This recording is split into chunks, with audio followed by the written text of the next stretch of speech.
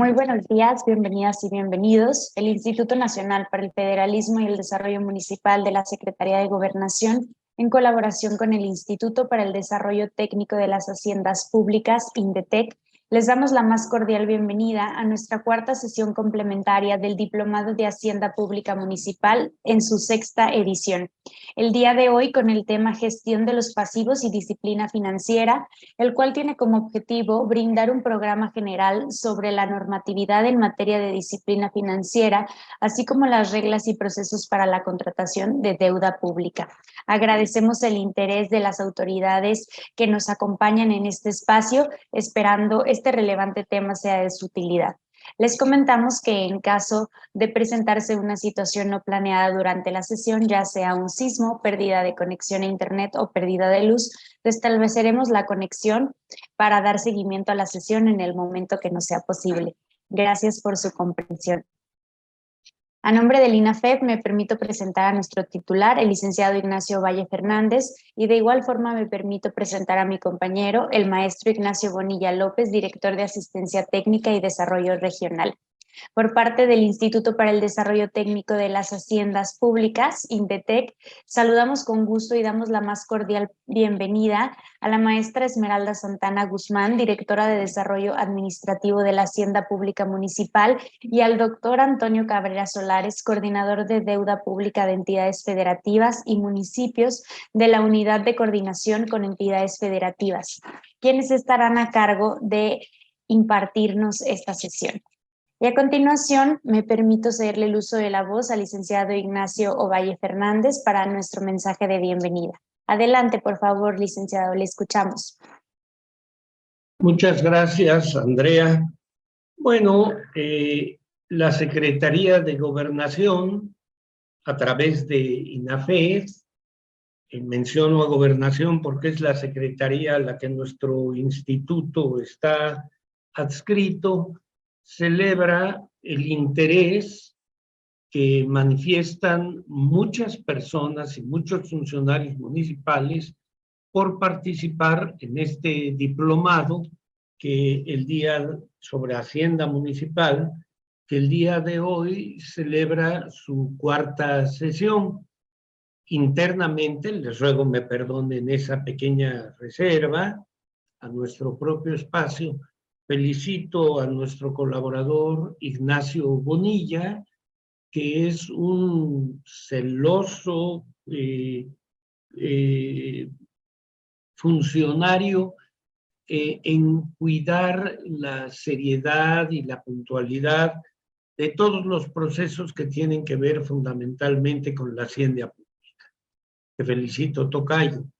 Por otro lado, ustedes saben que la Ley de Disciplina Financiera para las entidades federativas y los municipios tiene como propósito establecer una serie de reglas que permitan la mejor elaboración y el ejercicio más sensato del gasto, y particularmente por lo que tiene que ver con la gestión de pasivos, cuidar, orientar en cómo nuestros municipios puedan, cuando asumen deuda, tener el debido cuidado para que la deuda contraída se destine específicamente a los fines para los que haya sido autorizado el financiamiento. Esto es muy importante para la realización de los propósitos municipales, que son múltiples.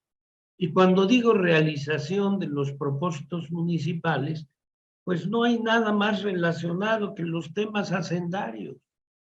Miren ustedes, si pensamos en el origen de la palabra hacienda, ¿de dónde viene la palabra hacienda?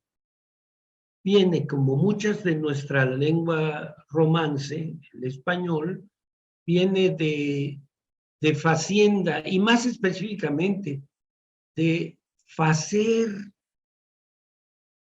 que quiere decir, o facere, que quiere decir simple y llanamente hacer. Hacer las cosas, lo que debe hacerse. De allí derivó también a que se entienda como finca rústica, donde ¿qué se hace? Pues se hace producción de alimentos. Pero de allí ha derivado para la función pública la importantísima palabra de hacienda, que no es nada más el patrimonio que se tiene. No hay que olvidar, es la esencia del trabajo de cualquier autoridad en cualquier nivel, municipal, estatal o federal.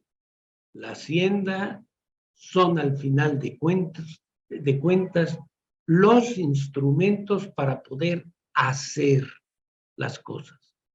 Por esa razón, hace un momento que dije que tiene que ver con la realización de los propósitos municipales, contratar correctamente la deuda, utilizarla para los fines que es necesario y luego manejarla y mostrarla de la manera más civilizada para cumplir con las reglas que nos determina la ley, es un asunto central, entre los centrales, para todos los funcionarios municipales que tienen, por un lado, la delicadeza y por el otro, más importante, el acierto de participar en este diplomado en el que INAFED cumple, como en otros casos, la función de gozne, de unión entre quienes necesitan la información y las personas que actúan como principales expertos de la materia en nuestro país. El día de hoy, la maestra Esmeralda Santana y don Antonio Cabrera, cuyas palabras resultarán para nosotros sumamente iluminadoras para realizar mejor nuestro trabajo. Por su atención, muchas gracias. Queremos agradecer el mensaje por parte del licenciado Ignacio Valle Fernández, coordinador del INAFED, y también queremos aprovechar la oportunidad para saludar y dar la más cordial bienvenida por parte de Indetec al licenciado José Luis Flores Mota, que también nos está acompañando en esta sesión. Y siguiendo el orden del día, me permito cederle el uso de la voz a la maestra Esmeralda Santana Guzmán, directora de Desarrollo Administrativo de la Hacienda Municipal, para iniciar con el tema de reglas de disciplina financiera y balance presupuestario. Adelante, por favor, maestra Esmeralda, muy bienvenida. Hola, buenos días. Buenos días. Un cordial saludo de parte de mi director general, el licenciado Valle. Muchas gracias nuevamente por la invitación. Nosotros en Indetec creemos que la capacitación es la principal o la clave principal para el fortalecimiento de las haciendas públicas. Entonces estamos muy contentos de estar participando ya en la 6ª edición del diplomado y ya casi concluyendo, porque nos encontramos en la 4ª sesión de 5 en total. Entonces, qué bueno que llevamos en este avance y sobre todo felicito a los participantes que se han mantenido a lo largo del diplomado interesados y sobre todo por la labor que van a venir a desempeñar después en sus municipios. Entonces, bueno, el día de hoy vamos a estar viendo un tema de más importante que tiene que ver con la disciplina financiera, que es una combinación en la administración de todas las áreas de la hacienda, de manera que podamos tener un buen manejo y sostenible de las finanzas públicas. Entonces, voy a compartir la presentación. Ya hemos hecho una prueba, pero cualquier cosa aquí estoy si no se ve bien. Vamos a estar viendo 3 puntos principales. Vamos a ver qué son las reglas fiscales, vamos a ver su aplicación en la Ley de Disciplina Financiera y los aspectos principales que cubre esta Ley de Disciplina en lo que tiene que ver con las reglas fiscales. Entonces, primeramente vamos a tratar de clarificar el concepto de disciplina financiera. ¿Qué vamos a entender por disciplina financiera? Vamos a entender el hablar de tomar decisiones de una forma correcta que se acoplen a nuestras necesidades económicas. Vamos a preguntarnos cuándo y cómo desarrollar la disciplina financiera, tomando en cuenta que el gobierno se enfrenta diariamente a la problemática de no aplicar la disciplina financiera.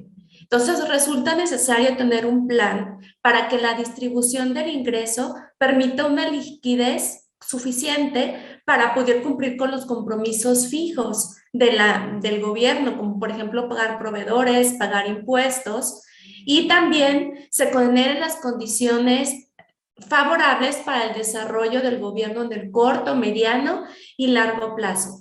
De esta manera, ¿qué es lo que vamos a buscar a través de la disciplina financiera? Aplicación de reglas fiscales. Las reglas fiscales van a tender a propiciar cierto tipo de conductas en el tema de gasto, en el tema de ingreso, en el tema procedimental, en el tema del balance presupuestario. Y toda esta aplicación de reglas tiene que ver con el manejo de los recursos públicos para poder coadyuvar a contar con finanzas públicas sostenibles y buscar una mayor responsabilidad fiscal en los funcionarios públicos. Y todo esto siempre viendo más allá en el bienestar y estabilidad de los gobernados, que finalmente para ellos trabajamos todos los que estamos en el servicio público. Entonces, ¿cuál es el origen de las reglas fiscales? El origen es la irresponsabilidad fiscal. Conductas de los funcionarios públicos en las que nuestro gasto va a estar superando constantemente el ingreso. Es decir, vamos a estar gastando más de lo que tenemos. Si estas conductas se repiten, van a estar provocando endeudamiento y en un mediano o largo plazo, una deuda insostenible que va a caer en una crisis fiscal. Entonces, si nosotros lo vemos estas conductas en una gráfica, esta es una gráfica hipotética, generalmente el comportamiento no es lineal, pero sí es muy ilustrativa. Tenemos una línea de ingresos en la que va incrementando un poco el ingreso año con año. Sin embargo, íbamos bien en el tema de gasto, llegamos a un equilibrio, pero de repente se dispara el gasto. Entonces estamos gastando mucho más de lo que tenemos año con año. Esto va a ir ocasionando un déficit y a la larga este déficit va a ser insostenible, que es esta curva que estamos marcando con líneas grises. Entonces, ¿qué es lo que vamos a buscar a través de las reglas fiscales? Vamos a evitar y limitar la irresponsabilidad fiscal, propiciando la responsabilidad fiscal. Es decir, vamos a buscar que mi ingreso menos mi gasto sea mayor o igual a cero, lo cual en el mediano y largo plazo me va a traer una sostenibilidad fiscal y financiera. ¿Esto qué significa? Bueno, el resultado de esta sostenibilidad pues van a ser finanzas públicas sanas. Es decir, yo voy a tener una buena administración de mis recursos de manera que pueda tener una mayor flexibilidad hacia dónde destino mi gasto. También esto me va a propiciar un crecimiento, va a ser un desarrollo económico y bienestar social en el corto, mediano y largo plazo. Un punto importante a señalar es que, como todos sabemos, bueno, las reglas fiscales implican la imposición de estas reglas en alguna normatividad. En el caso de México, pues se trata de una norma general de aplicación a los gobiernos locales. Entonces, para poder autorizar esta norma, pues implica voluntad política y acuerdos. A pesar de que aquí en México la ley de disciplina financiera entró en vigor en el 2016, estuvo 2 o 3 años en discusión en la Cámara de Diputados hasta que se lograron los acuerdos suficientes para que entrara en operación. Entonces, las reglas fiscales van a implicar voluntad política y acuerdos, pero generalmente estos acuerdos vienen siendo positivos, puesto que vamos a buscar el control, la rendición de cuentas y la transparencia en el uso de los recursos públicos. Las reglas fiscales las encontramos internacionalmente y en todos los niveles. Hay países que cuentan con reglas fiscales a nivel nacional, otros a nivel nacional y a nivel subnacional. Aquí en México, pues tenemos una ley de disciplina financiera de aplicación local. ¿Y qué tipos de reglas fiscales existen conforme a la teoría? Existen reglas de balance fiscal o presupuestario. ¿Y estas qué van a hacer? Van a determinar equilibrios entre el ingreso y el gasto. Es decir, a todo gasto va a corresponder una iniciativa de ingreso. Las reglas de ingreso lo que van a buscar es imponer limitaciones sobre la proporción de ingresos que se van a utilizar en determinados gastos corrientes o también en la reducción de endeudamiento. Las reglas de gasto van a poner límites sobre la expansión del gasto público, el gasto público total o en algunos capítulos o apartados en particular, o también sobre ciertas partidas, en el crecimiento de ciertas partidas de gasto corriente. Lo que tiene que ver con reglas de financiamiento, van a imponer reglas sobre el destino del financiamiento. Por ejemplo, en el caso de la Ley de Disciplina Financiera, pues el financiamiento va exclusivamente para inversión pública productiva. Ahí estamos imponiendo un destino específico para el financiamiento. Y también vamos a encontrar reglas de procedimiento. Estas tienen que ver con el procedimiento de elaboración, discusión parlamentaria, aprobación, ejecución o control del presupuesto de ingresos y de egresos. Que también en la Ley de Disciplina Financiera vamos a encontrar reglas de este tipo. Vamos a ver al menos una de cada tipo de regla fiscal, pero es importante que tengamos que sepamos o tengamos conocimiento de que las reglas fiscales no se inventaron en México, sino que es un tema que se ha venido utilizando a nivel internacional para poder regular estas conductas y responsabilidad fiscal en las que podamos incurrir en déficits financieros graves en los gobiernos locales por un abuso en el gasto y no tener la contrapartida del ingreso. Sobre la Ley de Disciplina Financiera, el objeto de esta ley es establecer criterios generales de responsabilidad hacendaria y financiera que van a regir a las entidades federativas y los municipios, así como sus respectivos entes públicos, para un manejo sostenible de sus finanzas públicas. Aquí estamos encontrando nuevamente unas palabras claves que son responsabilidad hacendaria y financiera para el manejo de las finanzas públicas. También en el mismo objeto de la ley nos dice que las entidades federativas y los municipios van a administrar sus recursos con base en los principios de legalidad, honestidad, eficiencia, economía, racionalidad, austeridad, transparencia, control y rendición de cuentas. Como pueden ver, todos estos principios se parecen mucho a los que vimos la sesión pasada, que están vertidos en el artículo 134 constitucional y que tienen que ver con el manejo del gasto de los recursos públicos. Tenemos que buscar ser eficientes, buscar la economía y la austeridad, la rendición de cuentas en el manejo de los recursos públicos. Todo esto es lo que se busca a través de la aplicación de las distintas normativas de la Ley de Disciplina Financiera. Ahora, es importante, ¿a quién va a aplicar la Ley de Disciplina Financiera?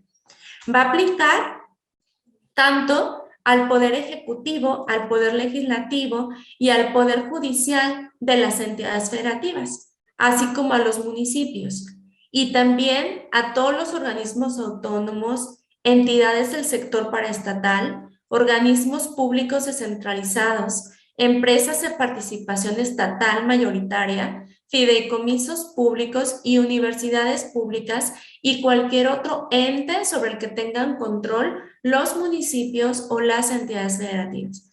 Es decir, todo ente público, o más bien todo ente que maneje recursos públicos va a estar susceptible a las disposiciones de la Ley de Disciplina Financiera. A partir de la aprobación y de la puesta en vigor de la Ley de Disciplina Financiera en el 2016, también surgen otros reglamentos, lineamientos y otra normativa secundaria que complementa la implementación de la ley. Entonces, en orden cronológico, encontramos a los formatos del CONAC. Los formatos del CONAC se van a presentar en la cuenta pública trimestral, en la cuenta pública anual, en el presupuesto de ingresos y egresos. Dependiendo del formato, que son 8 en total, es donde se van a venir presentando. Entre los que podemos destacar es el formato 4, que tiene que ver con el balance presupuestario, los formatos 7A y 7B y 7C, perdón, que tienen que ver con las proyecciones y resultados de ingresos, el 7B y 7D con las proyecciones y resultados de egresos. Y más adelante vamos a estar mencionando otros formatos aplicables. También, en segundo lugar, traemos a los lineamientos del menor costo financiero, que fueron aprobados el 25 de octubre del 2016.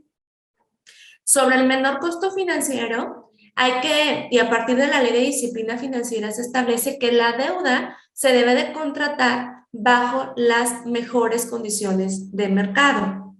Y estas las vamos a determinar a través del cálculo de la tasa efectiva.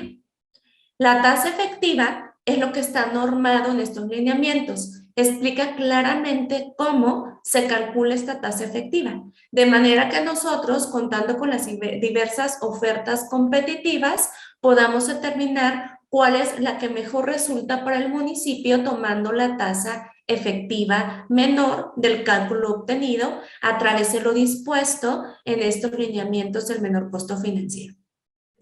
En tercer lugar, traemos al reglamento del registro público único.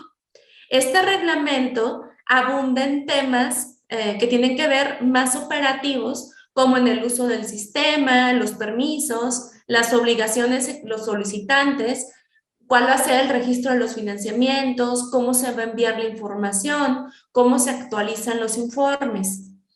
El reglamento del registro público único también dice que no se podrán disponer de financiamientos que no estén registrados en el registro público único. Otro punto importante es el reglamento del sistema de alertas.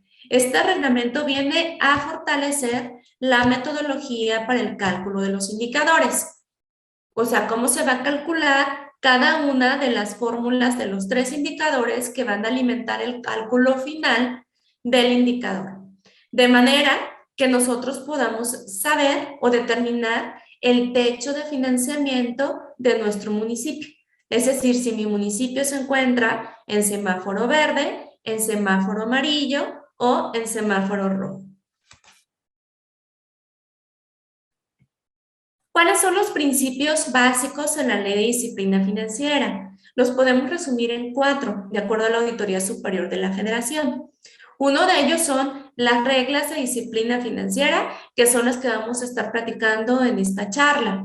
La más importante y la regla de oro, los balances presupuestarios sostenibles, que nos van a garantizar las finanzas públicas sanas. Sobre los requisitos de contratación de obligaciones financieras, ahí es importante que conozcamos que la deuda y las obligaciones deberán de contraerse con el menor costo de financiamiento y para ello deberán de realizarse procesos competitivos de contratación y estos van a variar dependiendo del monto de la deuda que queramos contratar y eso lo veremos también en esta sesión. Sobre el registro público único o RPU es a través del cual vamos a registrar la transparencia y la rendición de cuentas. Ustedes ahorita en la página de la Secretaría de Hacienda y Crédito Público pueden ingresar y pueden bajar reportes en los que podrán enterarse de cuáles son los endeudamientos que tiene cada uno de los municipios. Es completamente transparente su utilización y viene a fortalecer el tema de la rendición de cuentas de los municipios. El sistema de alertas va a permitirnos conocer la medición de los niveles de endeudamiento. También en la página de la Secretaría de Hacienda, ustedes pueden encontrar cuál es el nivel de endeudamiento de cada uno de los municipios que hizo el registro de su deuda y por lo tanto fue sujeto a evaluarse. Y también podrán darse cuenta que no son muchos los municipios que se encuentran en semáforo amarillo y rojo, de hecho son pocos. La mayoría de los municipios que tienen deuda contraída se encuentran en semáforo verde.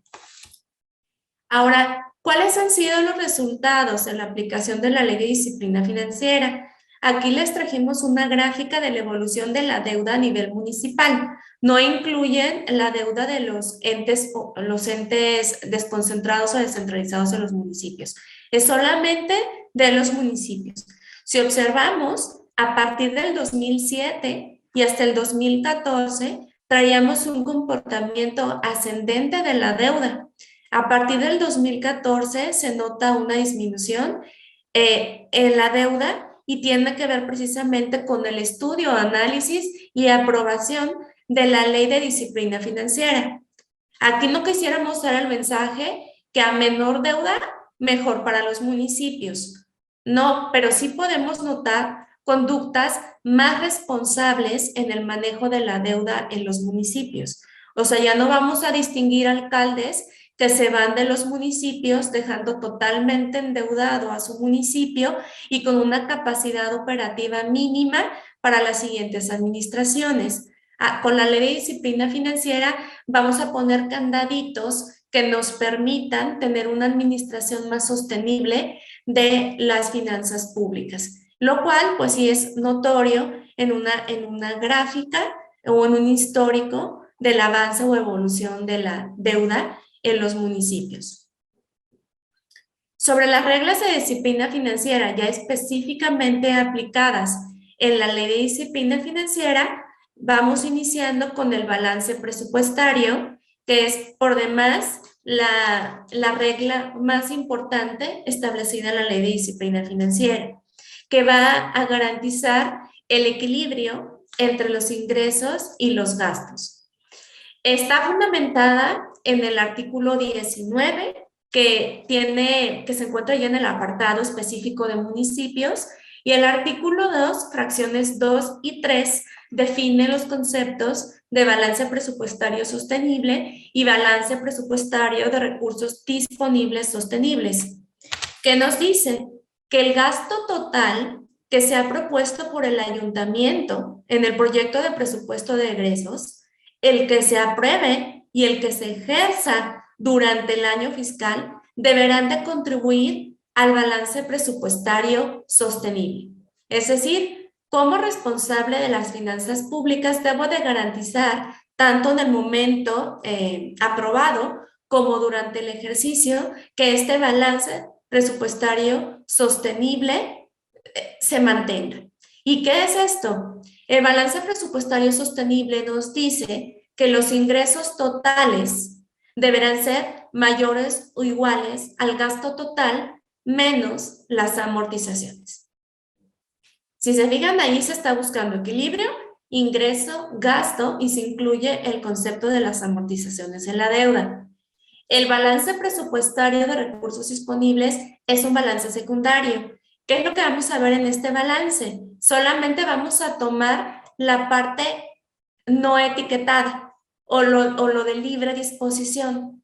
Entonces, si se fijan, vamos a estar comparando los ingresos de libre disposición más el financiamiento neto deberá ser mayor o igual al gasto no etiquetado menos las amortizaciones. Primeramente, ¿cuál es el concepto de ingresos de libre disposición? Los ingresos de libre disposición, en resumen, son los ingresos no etiquetados, pero se componen de los ingresos locales y de las participaciones. Los ingresos locales para la Ley de Disciplina Financiera son los que conocemos en el argot como ingresos propios, es decir, los ingresos obtenidos por el municipio por impuestos, productos, aprovechamientos, etc. La parte del financiamiento neto, ¿qué es el financiamiento neto? Acá se los estamos poniendo. Es la suma de disposiciones realizadas de un financiamiento y disponibilidades menos las amortizaciones efectuadas de la deuda pública. El concepto de disponibilidades se agrega en una reforma por ahí en el 2018-2019.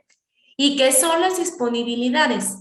Son los recursos provenientes de los ingresos que durante los ejercicios fiscales anteriores no fueron pagados ni devengados para ningún rubro de gasto presupuestario, excluyendo a las transferencias federales etiquetadas. ¿Por qué excluye a las transferencias federales etiquetadas? Porque estos tienen otro tratamiento y ese lo vamos a ver en el artículo 17 de la Ley de Disciplina Financiera.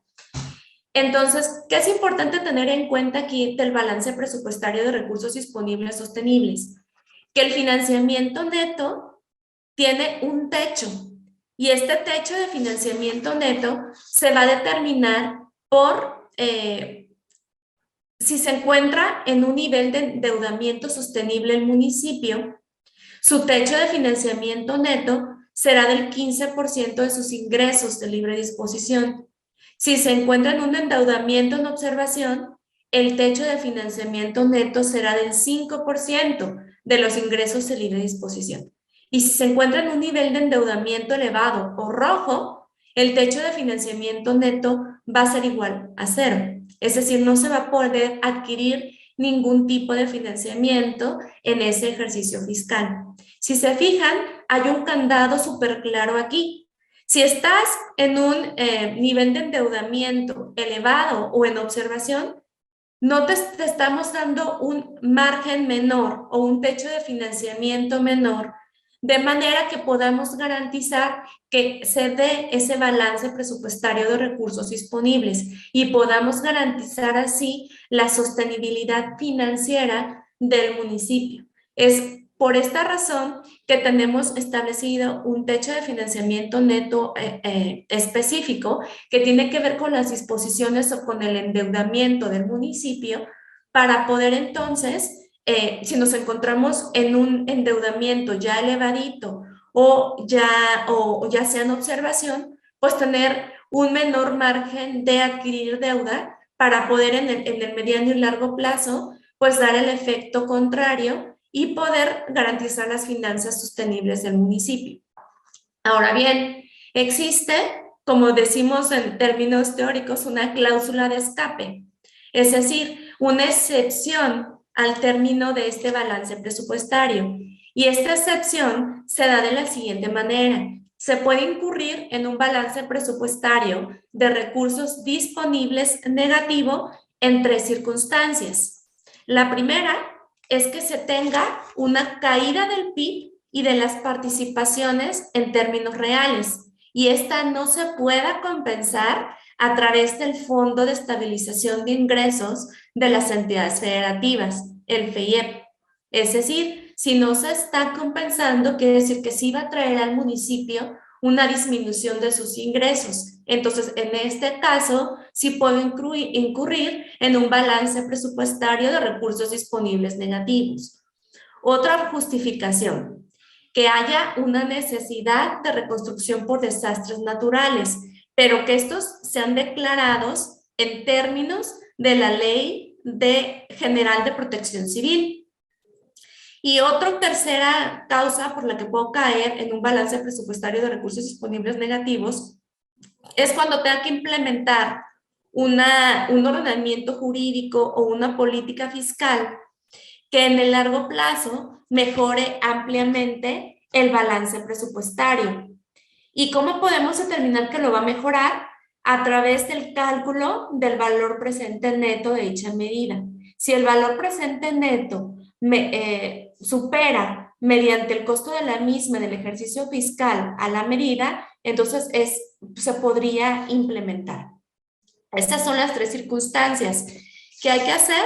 Bueno, el artículo 6 nos dice que en caso de incurrir en un balance presupuestario de recursos disponibles negativos, se deberá de informar a la legislatura local y se le deberá de dar una explicación de 3 puntos principales. 1, las razones excepcionales que están justificando el balance presupuestario de recursos disponibles negativos. ¿Cuál de estas 3 razones lo justifica? Otra, las fuentes de recursos y el monto específico que vamos a utilizar para cubrir con ese balance de recursos disponibles negativos. Y también el número de ejercicios fiscales y las acciones que vamos a realizar para que ese balance presupuestario de recursos disponibles negativos se convierta en un balance sostenible. Ahora vámonos a algunas reglas de ingresos. Una de ellas son los ingresos excedentes, derivados de los ingresos de libre disposición. ¿Qué es lo que nos dice la Ley de Disciplina Financiera? que estos ingresos excedentes derivados de ingresos de libre disposición deben de destinarse a ciertos conceptos en específico. Tenemos que por lo menos el 50 o 30% de estos ingresos deberá destinarse para amortización anticipada de deuda pública, para cubrir ADEFAS, para pasivos circulantes y para otras obligaciones, sentencias definitivas y para aportación de fondos de desastres y pensiones. ¿Por qué nos dice que 50 o 30? Porque va a depender del nivel de endeudamiento del municipio. Si el municipio se encuentra en un nivel de endeudamiento elevado, cuando menos el 50% deberá de destinarlo a estos conceptos. Si se encuentra en un nivel de endeudamiento en observación, será cuando menos el 30%. Y el remanente, o sea, en el caso de endeudamiento elevado, el 50%, o en el caso de endeudamiento en observación, el 70%, se deberá de destinar a estos dos conceptos. Uno de ellos es la inversión pública productiva, que deberá de destinarse en un fondo en específico, el cual deberá de cumplirse al siguiente ejercicio fiscal. Y otro fondo para compensar la caída de los ingresos de libre disposición de los ejercicios subsecuentes. En el caso de que el municipio se encuentre en un nivel de endeudamiento sostenible, ahí hay una buena noticia. 5% de estos ingresos excedentes podrán destinarse para gasto corriente. El 95% restante podrá utilizarse en cualquiera de los conceptos mencionados anteriormente y en la proporción que se desee. También hay una regla que tiene que ver con la disminución de los ingresos. Si los ingresos disminuyen, de los ingresos que fueron previstos en la ley de ingresos disminuye, se deberá de recortar el gasto en 3 partidas y en este orden, como están aquí. La primera de ellas es en gastos de comunicación social. Posteriormente, en gasto corriente, siempre y cuando no constituya un subsidio entregado directamente a la población en los términos de lo dispuesto en el artículo 13avo de la Ley de Disciplina Financiera. Es decir, aquellos subsidios que tengan padrón de beneficiarios y que sean para apoyar a la población que se encuentre en casos vulnerables o en situación vulnerable. Y el tercer caso es el gasto en servicios personales, prioritariamente en las erogaciones por concepto de percepciones extraordinarias. ¿Qué va a pasar si ya recorté los 3 rubros de gasto y todavía no puedo compensar la disminución de egresos?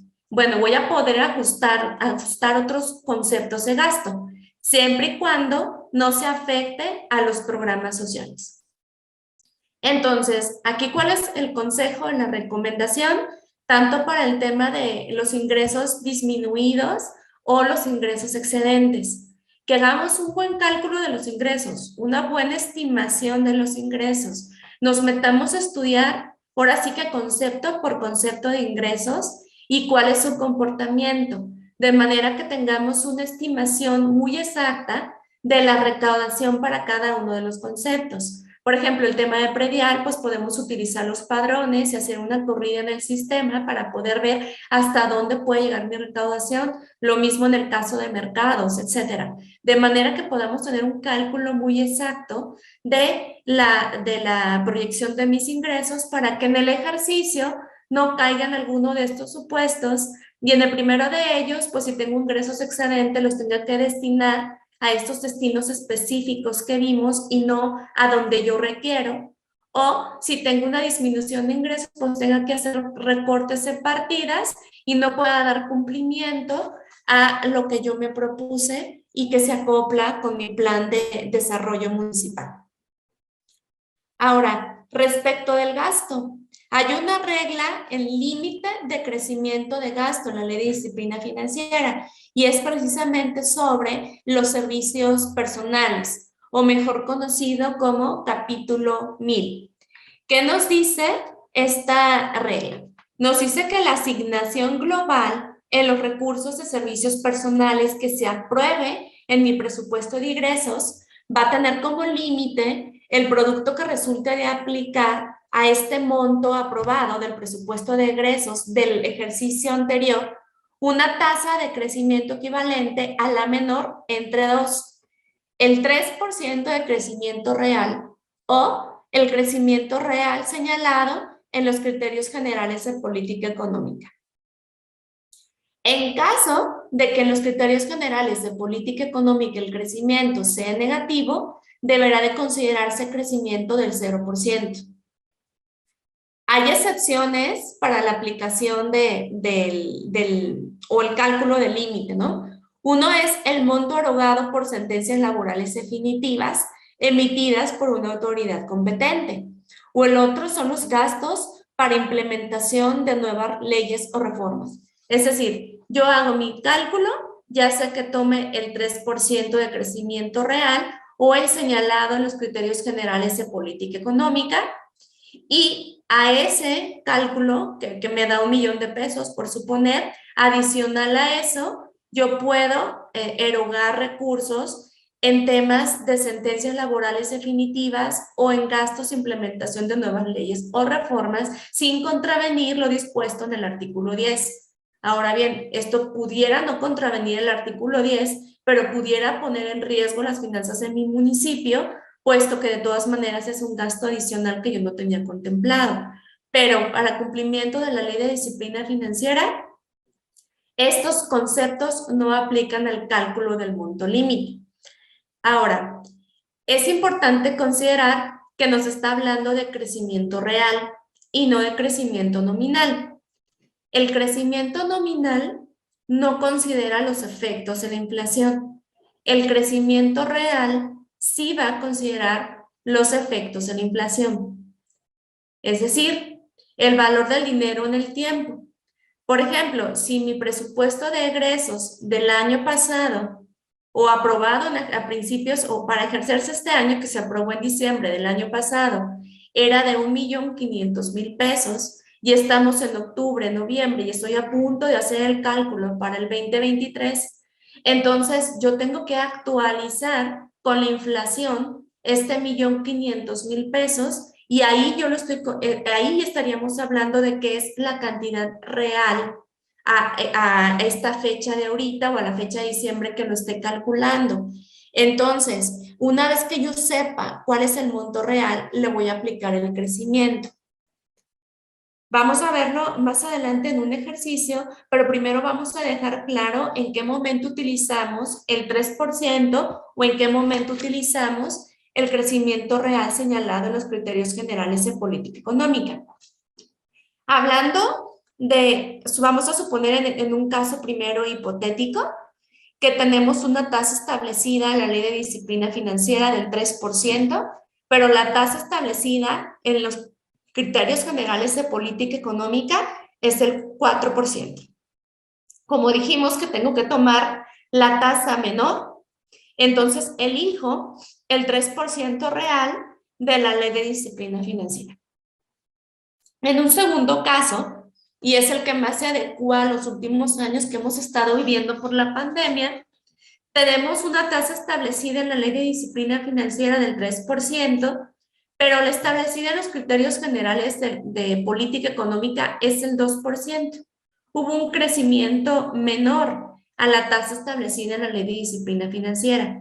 En este caso, la menor es la que elijo, que es el 2% real de los criterios generales de política económica. Ahora, en un tercer caso, tenemos un decrecimiento en términos de los criterios generales de política económica. El PIB decreció, por lo que entonces yo voy a tomar la tasa establecida en la Ley de Disciplina Financiera, que significa el 0% real de crecimiento en el capítulo 1000. Y nuevamente, enfatizamos que estamos hablando de crecimiento real. El crecimiento real lo vamos a ver más claro en este ejemplo. Dijimos que cuando hablamos de crecimiento real, estamos incorporando los efectos de la inflación. Entonces, lo primero que tenemos que hacer es ver de mi monto aprobado en el capítulo 1000 a finales del año pasado, cuánto vale en este momento que yo estoy haciendo el cálculo en diciembre de mi actualización considerando los efectos de la inflación. Suponiendo que la inflación fue del 5.8, entonces el 1.500.000, si le incorporo los efectos de la inflación, debo de multiplicarlo por el factor que es 0.058, sería 1.500.000 por 1.058, me da que el valor real del 1.500.000 es 1.587.000 en los tres casos. En los tres casos, actualizados en términos reales, mi 1.500.000 pesos vale 1.587.000 en diciembre del siguiente año casi, ¿no? Ahora, vamos a aplicarle el crecimiento. En el primer caso, se le incrementaría un 3% al 1.587.000. Es decir, sería 1.587.000 por 1.03. Y ese sería el monto máximo de mi capítulo 1000 que voy a poder establecer en mi presupuesto para el siguiente año. 1.634.610 pesos. En el segundo caso, voy a crecer un 2%, que sería 1.587.000 por 1.02. Y eso nos da 1.618.740 pesos. ¿Qué va a pasar en el tercer caso del 0% real? El 0% real me queda igual mi monto, me lo traigo igualito y es 1.587.000 pesos. En estos casos, ¿cuál va a ser mi tasa de crecimiento nominal en los tres casos? Es el producto de restar esta columna del monto máximo del capítulo 1000 menos el monto del capítulo 1000 inicial de 1.500.000. Sería entonces en el primer caso 1.634.610 menos 1.500.000 entre 1.500.000 por 100.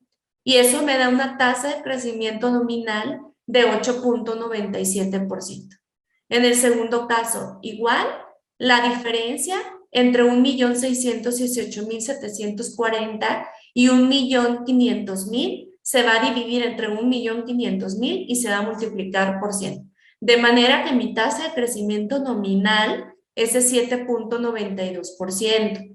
Estamos comparando el monto, ahora sí que en términos nominales, con 1.500.000, cuánto creció cuando lo llevé al siguiente ejercicio. En cambio, en la tasa de crecimiento real, vamos a comparar esta columna contra esta columna. Y ahí vamos a encontrar que en términos reales, al restar el 1.634.610 menos 1.587.000, dividirlo entre 1.587.000 y multiplicarlo por 100, me da el 3%, que es el que tengo yo autorizado de crecimiento de mi capítulo 1000. ¿Hacia dónde vamos? Bueno, muchas veces enfrentamos en los municipios la problemática, y no es problemática porque es justo pues que se incrementen en los sueldos aunque sea la inflación, pero para la tesorería o los administradores pues de repente empiezan a pensar que, híjole, si la inflación fue del 6-7% y yo solamente puedo aplicar un crecimiento del 3% máximo al capítulo 1000, pues ¿cómo lo voy a hacer? Si se fijan, el crecimiento ya es una vez que incorporamos el efecto de la inflación. Entonces, si quisiéramos incrementar la inflación a todos los sueldos del ayuntamiento, no tendríamos ningún problema en términos del capítulo 1000. Y aún así nos quedaría el lapso del crecimiento de la partida. Ahora, tenemos que ser muy austeros también en el manejo de este crecimiento. ¿Qué tanto es conveniente en términos financieros para mi municipio que yo incremente mi nómina o que incremente los sueldos de un incremento mayor a la inflación. Esto ya va a ser un análisis que se puede hacer internamente, pero nosotros lo que tenemos que cuidar en términos globales es que mi capítulo 1000 no se exceda de lo que comentamos. El capítulo 1000 en general, que puede incluir todas las clasificaciones o partidas adentro del capítulo 1000 de servicios personales. Entonces, bueno, pues esto va a estar en su material para que ustedes se hagan numeritos y hagan la aplicación en sus respectivos municipios de cuánto puede crecer su capítulo 1000. Respecto de los límites en el gasto, también que se asocia con esta misma regla, tenemos que hay que presentar una sección específica en el presupuesto de egresos que tenga que ver con las remuneraciones en los servidores públicos, en las que se detalle las percepciones ordinarias y extraordinarias, así como las obligaciones de carácter fiscal y de seguridad social, y también las previsiones salariales y económicas para cubrir los incrementos salariales, la creación de plazas y otras medidas económicas. Es decir, tenemos que garantizar que contamos con los recursos suficientes para poder hacer incrementos salariales o la creación de ciertas plazas en específico. Sobre la iniciativa de ley de ingresos y presupuesto de egresos, también tenemos que hacerlas o elaborarlas conforme a la legislación local aplicable, la Ley General de Contabilidad Gubernamental y las normas del CONAC, los criterios generales de política económica y el Plan Estatal de Desarrollo y Plan Municipal de Desarrollo. Debemos establecer, sobre todo en el caso del proyecto de presupuesto de egresos, objetivos anuales, estrategias y metas, parámetros cuantificables e indicadores de desempeño, los cuales deben ser congruentes con el Plan Municipal de Desarrollo. Sobre las proyecciones de finanzas públicas, contamos y tenemos que llenar e incorporar los formatos 7A en el caso de la ley de ingresos y 7B en el caso del presupuesto de egresos del CONAC. Y de lo que tiene que ver con los resultados de finanzas públicas, incorporaremos el formato 7C en la ley de ingresos y el formato 7D en el proyecto de presupuesto de egresos.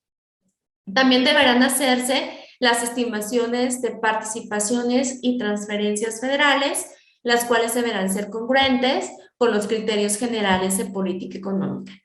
Y también deberá de presentarse un estudio actuarial de pensiones, el cual deberá actualizarse cada 4 años, esto solo en el caso de que el municipio cuente con un sistema de pensiones propios. Y también deberán de hacerse una descripción de los riesgos relevantes para las finanzas públicas. ¿Cuáles pudieran ser estos riesgos? Por ejemplo, la disminución de transferencias federales, que pudiera darse una baja en la recaudación federal participable y esto ocasionara una disminución de los coeficientes de participación. ¿Cuál pudiera ser otro riesgo? Una disminución en la recaudación de impuestos que traemos proyectada o presupuestada que cierta iniciativa o nuevo ingreso o contribución establecida para el municipio va a ocasionar que se generen ciertos ingresos y resulta que hay la posibilidad de que los contribuyentes interpongan medios de defensa sobre estas y entonces pues no se alcance el nivel de ingresos proyectado.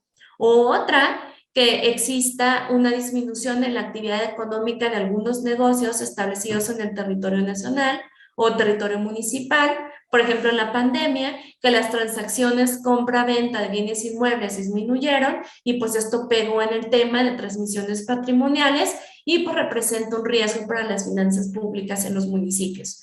Otro punto son las presiones contingentes sobre el gasto que se deriven ya sea de laudos laborales o de fenómenos meteorológicos o climáticos recurrentes, que también pudieran poner en riesgo la operación del municipio. Ahora, Respecto también de reglas de procedimientos, pues tenemos un límite para cubrir ADEFAS, que lo tenemos que tener muy presente. Y ya desde este mes y en adelante ir haciendo una planeación de mis pagos de manera que no exceda este porcentaje. Los recursos para cubrir las ADEFAS previstos en el proyecto de presupuesto de egresos pueden ser hasta por el 2.5% de lo que de mi proyecto de presupuesto de egresos del siguiente ejercicio. Nada más recapitulando qué son las ADEFAS, aquí les pusimos la definición de acuerdo a la partida 9.900 del GOC, del clasificador por objeto de gasto del CONAC. Son las asignaciones destinadas a cubrir las erogaciones devengadas y pendientes de liquidar al cierre del ejercicio fiscal anterior, que se derivan de la contratación de bienes y servicios requeridos en el desempeño de las funciones de los entes públicos, para los cuales existe una asignación presupuestal con saldo disponible al cierre del ejercicio fiscal en que se devengaron. Por eso les digo que hay que empezar a hacer un calendario de pagos y con los flujos con los que voy disponiendo, de manera que se ejerzan estas erogaciones que ya fueron devengadas, más bien que se paguen estas erogaciones que ya fueron devengadas, se liquide su pago y no excedamos este 2.5% para el siguiente ejercicio. Y otro punto también, y no menos importante, es el principio de anualidad de los recursos federales etiquetados. Antes de la Ley de Disciplina Financiera pasaba que de los recursos federales etiquetados nos quedamos con una cuenta productiva de cada uno de los años y podíamos tenerla ahí eternamente y la gastábamos o la erogábamos cuando podíamos o cuando queríamos. A partir de la Ley de Disciplina Financiera, gasto que no comprometa lo tengo que devolver al siguiente ejercicio. Y es muy importante tenerlo súper presente y nuevamente, ahorita que estamos a tiempo de hacer algún tipo de adecuaciones en mis procesos para poder alcanzar a cubrir con este principio. ¿Qué nos dice este principio de anualidad? Los recursos federales etiquetados, que en el caso municipal nos referimos exclusivamente al FISUM-DF y al FORTAMU, al momento de que yo esté erogando o esté planeando mi gasto, debo comprometer los recursos. Y acuérdense cuando decíamos el comprometido, la sesión pasada, nos referimos a que este se materializa a través de la celebración del convenio con un proveedor o con un contratista. Entonces, estaríamos hablando de contar con una orden de compra en el municipio o con un convenio que ya establezca una obligación entre un proveedor y el municipio de la ejecución del recurso. Si nosotros llegamos a este punto y comprometemos los recursos a más tardar el 31 de diciembre del 2022, tengo una buena noticia. Voy a poder devengar, ejercer y pagar los recursos hasta 3 meses después del siguiente ejercicio, es decir, hasta el 31 de marzo del 2023. En caso de que yo no los comprometa, entonces al 31 de diciembre del 2022, en este caso, voy a tener que devolver los recursos que no comprometí a más tardar el 15 de enero, se los tengo que reintegrar junto con sus rendimientos a la tesorería de la Federación. En el segundo caso, que sí los comprometí, entonces tengo 3 meses para devengarlos, ejercerlos y pagarlos, o sea, hasta el 31 de marzo del 2023. Si no hice cualquiera de estos 3, sobre todo el último, ¿verdad? Si no los pagué, entonces voy a tener que devolver los recursos o reintegrarlos junto con sus rendimientos a más tardar el 15 de abril del 2023. Lo ideal sería que los comprometiéramos, los devengáramos, los ejerciéramos y los pagáramos. porque estos recursos vienen a representar a nivel municipal, digo, a nivel global de todos los municipios, un 40% de los recursos a nivel nacional. Entonces, estamos hablando de que con estos recursos se pueden financiar muchas obras, y son las obras que tienen que ver con descarga de aguas, con apoyo a infraestructura, con drenajes, con letrinas, que se pueden hacer muchas obras, y solamente por no haber comprometido, si los tenemos que regresar o devolver, pues ya tendríamos que utilizar recursos propios para poder subsanar este tipo de necesidades. Contando con los recursos, pues hay que tratar de hacer una buena planeación en los meses que nos queda, que prácticamente es todo noviembre y todo diciembre, para poder al menos comprometer mis recursos.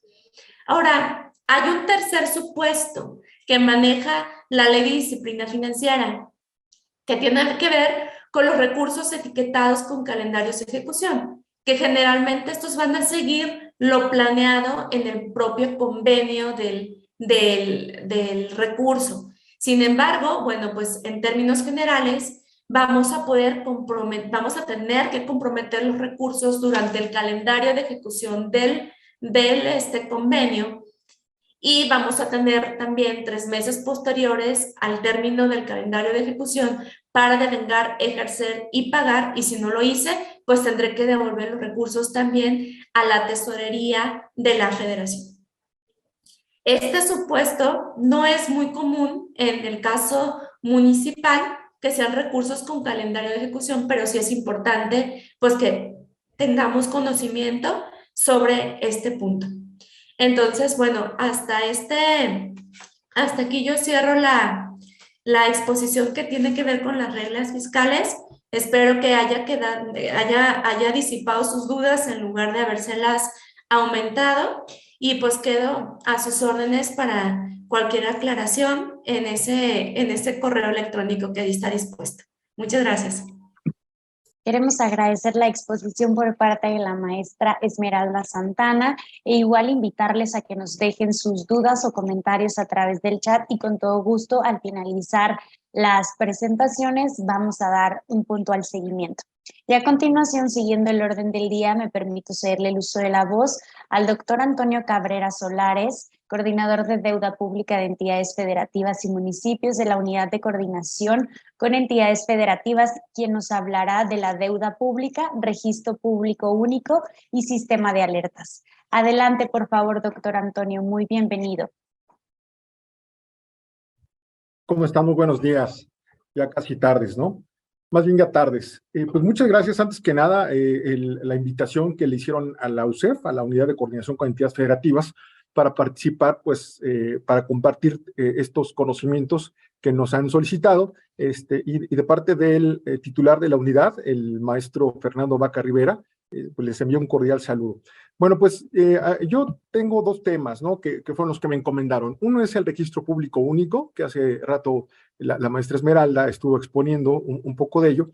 Yo voy a tratar de hacerlo, pues, no con tanta profundidad, porque, bueno, el tiempo lamentablemente no nos alcanza, pero por lo menos para dejarles a ustedes un poco del conocimiento. Seguramente algunos o algunas de ustedes trabajan en las áreas de las tesorerías de los municipios, que es con quienes tenemos nosotros contacto, ¿no? Y seguramente esta información, espero, sea de gran utilidad, pues, para las labores que ustedes hacen todos los días. Bueno, básicamente el antecedente que tenemos de este registro es que sí existía anterior al registro público único otro registro, pero digamos, estaba muy limitado.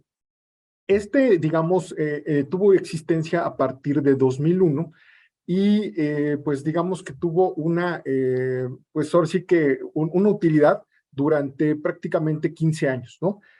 Y este registro estaba previsto en el reglamento del artículo 9 de la Ley de Coordinación Fiscal. Ahí se hablaba de un registro de obligaciones y empréstitos y entidades federativas y municipios. Doctor Antonio, una Sí, dígame. disculpa.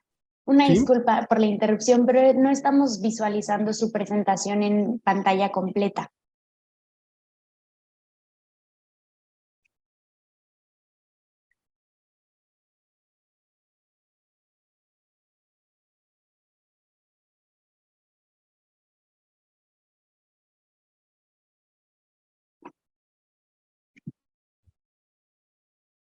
A ver, ya se está visualizando. No está compartiendo pantalla aún, doctor.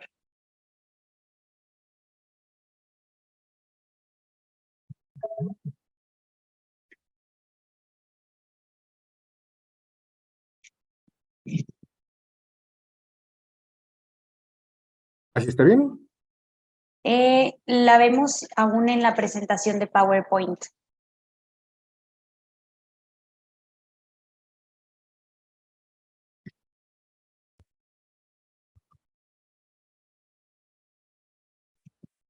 Ya la vemos. Adelante, por favor. Perdón, como les comentaba, este registro, bueno, pues inició su operación hasta el 2016, ahorita vamos a ver por qué en 2016. Realmente este registro estaba muy limitado porque solamente eran obligaciones las que se contraían por parte de los municipios que únicamente tuvieran afectadas sus participaciones federales. Obviamente, pues por la época y por el tipo de inscripciones que se hacían, pues había requisitos mínimos que se exigían, no había un procedimiento para cancelar los créditos o financiamientos, no había un plazo para resolver la solicitud de inscripción, todo se hacía de manera física, es decir, venían aquí a la UCEF con los contratos en papel, con los requisitos en papel, entonces se formaban expedientes y pues ya se imaginarán el volumen de documentación que en ese momento se manejaba, ¿no? Y además, pues tampoco existía todo lo relativo a la información de deuda pública para que ésta se hiciera pública a través de los medios de comunicación y se pudiera enterar pues a cuánto ascendía la deuda de cada uno de ellos, ¿no? A partir del 1 de noviembre de 2016 es cuando entra en operación el registro público único. En este caso, bueno, pues cambia totalmente. Yo diría que fue un cambio de 180 grados, ¿no? Porque en el anterior únicamente se inscribían financiamientos que tenían como fuente las aportaciones, las participaciones, pues ahora se inscriben todos y cada uno de los financiamientos y obligaciones que tengan tanto los estados como los municipios y los entes públicos. Aquí no importa la fuente de pago, es decir, si son ingresos propios, si son participaciones, aquí no importa tanto el origen de la fuente de pago. Básicamente es que la ley es muy enfática en señalar que son todos los financiamientos y obligaciones, y para conocer ello, ¿qué es lo que se inscribe? Bueno, pues hay que revisar la ley de disciplina financiera en el artículo 2 para que ustedes vean qué es lo que se entiende por financiamientos y obligaciones. Se establecen requisitos para la contratación, es decir, si anteriormente eran mínimos, pues ahora es muy vasto la ley, y hace rato quien me antecedió hablaba del reglamento del registro público único. Bueno, entre la ley de disciplina y este reglamento se establecen todos y cada uno de los requisitos que se deberán cumplir para poder contratar e inscribir cualquier tipo de financiamiento. Ahorita vamos a ver qué es lo que se inscribe. Se hace una revisión, se hace un análisis de cada una de las inscripciones, porque hay un procedimiento registral que se tiene que cumplir. Ya se establecen plazos para resolverlo, ya se establecen, pues ahora sí que un análisis integral de toda la solicitud, y no solamente se presentan solicitudes de inscripción de algún financiamiento, también se presentan solicitudes para reestructurar un crédito o para cancelarlo, lo que decíamos anteriormente no existía. Avanzamos en la transparencia de la información porque actualmente se publica en nuestra página, que más adelante les voy a compartir, lo que es el registro público único, es decir, toda la actualización de la deuda pública en la cual ustedes podrán ingresar y ver pues la información que nosotros generamos con base en el sistema del registro público único. Todos los entes públicos reportan trimestralmente la situación de la deuda pública. De hecho, el domingo pasado terminó el periodo en el cual tenían que reportar las entidades federativas junto con la información del municipio, y con base en ella se hace la revisión, se hace el análisis, y es lo que en este caso se publica y es lo que actualmente aparece en nuestra página electrónica. Desde 2017, todas las inscripciones, en este caso, cuando digo todas es financiamiento, reestructuras y cancelaciones, se hacen mediante el sistema del registro público único. Ahorita más adelante vamos a ver un poco de él. ¿Qué implica este nuevo sistema? Y nuevo me refiero a que, bueno, pues después de que no teníamos básicamente nada, que todo era físico, pues ahora ya contamos con este sistema. Todos los trámites se hacen electrónicamente, es decir, ya no es necesario presentar ningún documento físico. Todo se hace vía electrónica, se envían archivos electrónicos y la constancia de inscripción se emite también de forma electrónica, cumpliendo con todas las características que debe contener un documento de esta naturaleza, ¿no? Ya ven que pues es como las facturas que contienen candados, bueno, pues también las constancias cumplen con estos requisitos de seguridad. Los municipios, los entes públicos y los estados deben contar con un usuario y una contraseña para poder ingresar y presentar sus solicitudes de inscripción. El hecho de que sea un registro público no significa que cualquier persona puede ingresar. Lo de público básicamente es para darle publicidad a los actos que se están inscribiendo. No significa que cualquier persona pueda entrar. Esto implica que hay que hacer un trámite, ¿no? Previamente a cuando se quiere presentar una solicitud de inscripción para darse de alta como usuario y obtener su contraseña. Es un trámite que sí requiere de presentar documentos físicos porque hay que cumplir con varios requisitos que son unos formatos, que son los nombramientos, sus credenciales de lector, son varios documentos que se tienen que presentar pues para poder lograr obtener usuario y sus correspondientes contraseñas. ¿Cuál es el marco jurídico que va a regular el registro público único? Pues digamos que es muy vasto, es bastante grande. Esto viene desde la Constitución.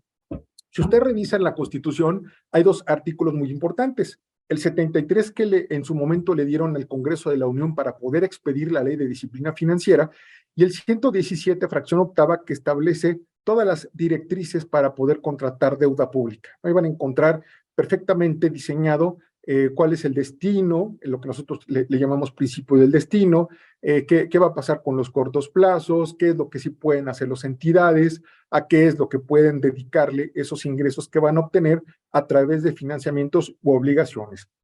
De la Constitución, de estos dos numerales, del 73 y del 117, derivan la Ley de Disciplina Financiera de las entidades federativas y municipios. Digamos que yo lo partiría en dos su contenido. Lo que ya habló la maestra que me antecedió en cuanto a la parte de lo que es la disciplina financiera, y la otra parte es lo que es la deuda pública, ¿no? Reglas para el corto plazo, largo plazo, todos los criterios de contratación, todo lo que son los requisitos, y a partir de ahí entonces surge el reglamento del registro público único de financiamientos y obligaciones de entidades federativas y municipios. Ese es el nombre que recibe este reglamento. Y ahí vamos a encontrar, o ustedes van a encontrar todos y cada uno de los requisitos que se necesita para contratar cualquier tipo de financiamiento o obligación. Repito, más adelante vamos a ver qué es lo que se inscribe, y ahí viene artículo por artículo, pues los requisitos que corresponde a cada uno de estos tipos de financiamientos y obligaciones. Está algo también de que hablaron con ustedes, que es el reglamento del sistema de alertas. Este reglamento es un complemento, llamémoslo así, del registro público único, porque lo que hace el sistema de alertas, que es otra coordinación que pertenece a la UCEF, mide los niveles de endeudamiento de los entes públicos. Una vez que ha hecho esta medición, entonces arroja un resultado, y ese resultado a mi coordinación de deuda pública nos sirve para cumplir con requisitos. Uno de ellos es que hayan sido evaluados, y otra que pues les va a servir para establecer el techo de financiamiento neto, ¿no? Esto, lo que se conoce como el semáforo, ¿no? Hasta qué punto y hasta qué grado se pueden endeudar según el color del semáforo que hayan obtenido conforme a esta medición. Viene otra normativa que es muy importante, que son los lineamientos del menor costo financiero y del proceso competitivo, porque desde la Constitución se establece que los entes públicos deberán contratar, en este caso, financiamientos y obligaciones, pues con base en un proceso competitivo, ¿no? En las mejores condiciones de mercado. Y entonces esto se hace a través de un proceso competitivo o una licitación pública. Todo depende del monto del financiamiento o de la obligación que quieran contratar, ¿no? Es decir, ustedes van a invitar a hasta 2 o hasta 5 instituciones bancarias que les van a hacer una oferta, y de esa oferta, pues ustedes van a seleccionar la que les reporte las mejores condiciones. Aunque sea la tasa, ¿no? Y además incluso me ha tocado observar que hay municipios que seleccionan instituciones bancarias hasta por un punto porcentual de diferencia, ¿no? Hagan de cuenta que un banco ofrece el 5% y otro ofrece el 4.99%, pues se van sobre el 4.99%, ¿no? Aunque sea un punto de porcentaje de diferencia, pues es el que está ofreciendo las mejores condiciones para el municipio. Y tenemos finalmente los lineamientos del sistema del registro público único, que básicamente ustedes van a encontrar ahí todos los requisitos para obtener los usuarios y la contraseña y poder ingresar al sistema del registro público único y cómo funciona el sistema, ¿no? Entonces, cuando ustedes pretenden llevar a cabo este trámite, pues hay que revisar estos lineamientos para conocer cuáles son todos y cada uno de estos requisitos. Ahora, ¿cuáles son estas reglas para poder contratar, ¿no? Bueno, como les decía, dependiendo del tipo de obligación o financiamiento que se va a registrar. ¿Cuáles son estos? Son los créditos, emisiones bursátiles, arrendamientos financieros, garantías de pago, instrumentos derivados, los contratos APP o conocidos también como contratos de asociaciones público-privadas, obligaciones a corto plazo, operaciones con factoraje financiero. En este caso, Nacional Financiera tiene un producto que se llama cadenas productivas. Bueno, pues esos también son susceptibles de inscribirse. ¿Qué se necesita en la mayoría de los casos? Pues la autorización de la legislatura local, ¿no? Para contratar un financiamiento o una obligación se debe de contar primero con la autorización del Congreso de cada uno de los estados, excepto la deuda pública, la deuda de corto plazo. Estos créditos no necesitan una autorización del Congreso local. ¿Qué otro aspecto hay que tomar en cuenta? Que esto es bien importante, el destino autorizado. Es decir, si seguimos la Constitución, solamente me marca dos destinos. Si es un crédito mayor a un año, ¿no? Debe ser necesariamente a inversión pública productiva, incluso a la emisión bursátil, el arrendamiento financiero, ¿no? Todo ese tipo de instrumentos tienen que ir direccionados a la inversión pública productiva, es decir, la infraestructura. También se puede destinar a un refinanciamiento o una reestructura, es decir, pagar un crédito que yo traigo porque pues, son mejores condiciones o reestructurar el crédito que ya tengo. Es decir, a lo mejor logré mejores condiciones como pueden ser una baja en la tasa, que una calificadora ya no lo haga y ahí sí me ahorro una cantidad de dinero mensual o mejorar alguna condición contractual. Los cortos plazos son para cubrir insuficiencias de liquidez de carácter temporal. ¿Qué significa eso? Pues lo que es el gasto corriente, ¿no? O sea, cualquier gasto que yo tenga que cubrir y no tengo los recursos suficientes, la mayoría acude a los cortos plazos, que son requisitos menores, como estamos viendo, pues no necesito de la autorización del Congreso local, pero sí cumplir con una serie de requisitos. Y también otro aspecto que hay que considerar, los gastos y costos asociados a ese crédito. Se reformó la ley de disciplina, esta norma entró en vigor a partir del 11 de mayo de este año, y solamente se permite destinar el punto 15 de esos gastos y costos. ¿Qué significa? Que yo no puedo destinar para otra cosa que no sea inversión público-productiva o la insuficiencia de liquidez de carácter temporal, más que el punto 15%, porque eso lo voy a utilizar para, por ejemplo, contratar algún tipo de asesoría o algún tipo de gasto, como son comisiones por apertura, comisiones por disposiciones, estas cargas que normalmente me imponen las instituciones bancarias o financieras. Otro aspecto que ya habíamos comentado, la contratación en las mejores condiciones de mercado. ¿Qué significa? Que hay que hacer un proceso competitivo o una licitación pública para poder lograr este cometido. Para disponer o para desembolsar ese recurso producto del crédito, me condicionan a que tenga que estar inscrito ese financiamiento. El único caso en donde no es necesario inscribir el crédito son los cortos plazos. El corto plazo se dispone en el momento en que pues, se contrata, ¿no? En el momento en que se lleva a cabo la contratación y no está sujeto a la inscripción. En cambio, los otros tipos de financiamientos o las asociaciones público-privadas sí está condicionado a que se desembolse hasta en tanto no esté inscrito en este registro. Hay que cumplir varios plazos, no todos los créditos están sujetos a estos plazos. son términos o son, digamos, fechas que se tienen que cumplir, porque si no, de otra forma, ya no se pueden inscribir. Por ejemplo, los cortos plazos se tienen que inscribir dentro de los 30 días naturales después de que se contratan, ¿no? Es decir, si el día de hoy contrato un corto plazo, a partir de mañana tengo esos 30 días naturales para inscribir. ¿Qué pasa si no lo inscribo? Bueno, ya dijimos que no está condicionado su disposición, es decir, no me están diciendo que hasta en tanto inscriba me van a poder entregar el dinero se los van a poder entregar. El problema es que pues no lo van a poder reportar, y si ustedes quieren contratar un corto plazo más adelante, lo van a tener que considerar dentro de su techo de financiamiento neto. Y no es que nosotros no nos enteremos y digan, pues es que no está en el registro, no, pero nosotros cruzamos información con la Comisión Nacional Bancaria y de Valores, y ellos son los que nos reportan cuántos créditos a corto plazo tienen, y entonces al cruzar la información, nosotros podemos detectar cuántas obligaciones tienen no inscritas, y con base en ello, pues a ustedes les puede impactar en su techo de financiamiento. Para el caso de las reestructuras y refinanciamientos de autorización, se necesitan 15 días posteriores naturales a su celebración. Y el techo de financiamiento neto, que es un aspecto muy importante. Aquí aquí es donde lo ligamos con el sistema de alertas. Aquí vamos a encontrar que se deben de contar con un nivel de endeudamiento, el cual se determina mediante este sistema. ¿Por qué? Porque a partir de ahí voy a poder calcular mi techo de financiamiento, es decir, no puedo rebasar lo que la misma ley me está estableciendo. Esa es una de las razones, o es la razón de ser, yo digo que medular de la ley de disciplina, ¿no? Establecer un control y que los estados y los municipios no se pudieran endeudar para que pues no tuvieran forma de cumplir con esta obligación.